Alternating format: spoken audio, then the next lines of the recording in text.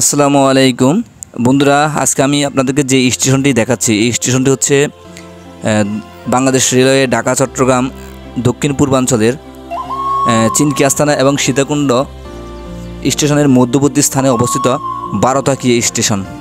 স্টেশনটির উত্তরে আউটার পার হলে একটি দর্শনীয় জায়গা আছে, খোয়াছড়া ঝর্ণা নামে পরিচিত।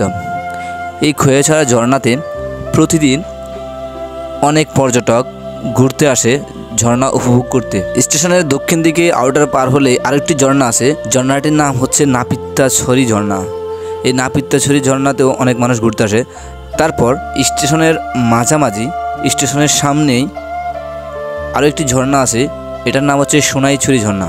12 এই স্টেশনে 3টি ঝর্ণার অবস্থান।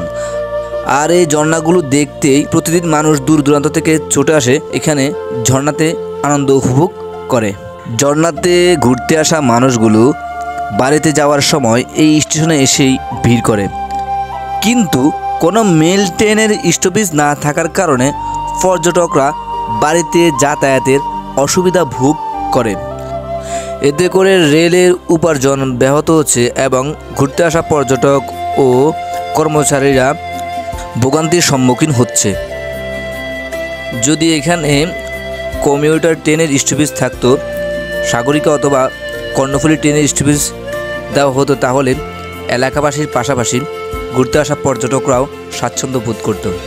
এতে করে ঘুরতে আসা পর্যটক ও এলাকাবাসী রেল ভ্রমণ থেকে সুবিধা অবঞ্চিত হতো। রেল লাইনের পূর্ব দিকে অনেকটা অঞ্চল জুড়েই পাহাড়ি অঞ্চল অবস্থিত। উত্তরে চিনকি আস্তানা এবং দক্ষিণে সীতাকুণ্ড স্টেশনের ওই দিক থেকে পাহাড়ি অঞ্চল অবস্থিত। এই পাহাড়ি বনাঞ্চলে অনেক ধরনের জীবজন্তুর বসবাস রয়েছে। এখানে বিভিন্ন ধরনের গাছগাছালি এবং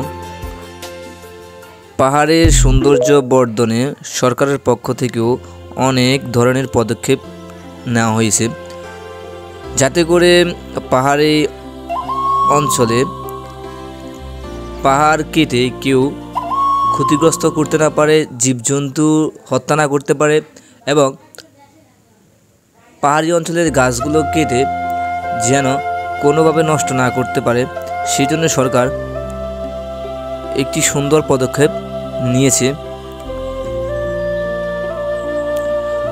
সত্যি কথা বলতে এই স্টেশনের চারপাশ অনেক সুন্দর ও মনোরম। স্টেশনটি সবসময় শীতল থাকে।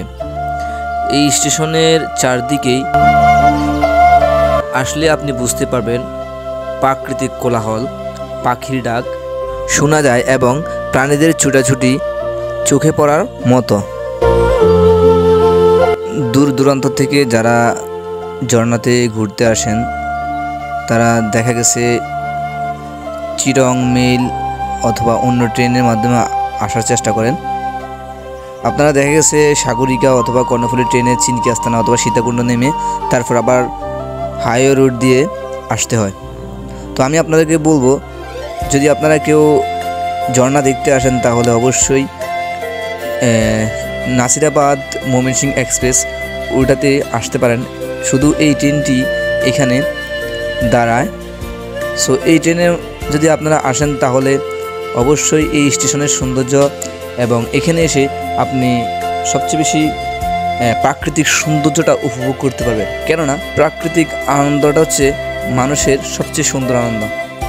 আর এই আনন্দ যারা মিস করতে চান না তারা অবশ্যই ঘুরতে আসবেন, দেখে যাবেন এই প্রাকৃতিক মনোরম দৃশ্য। ধন্যবাদ সবাইকে।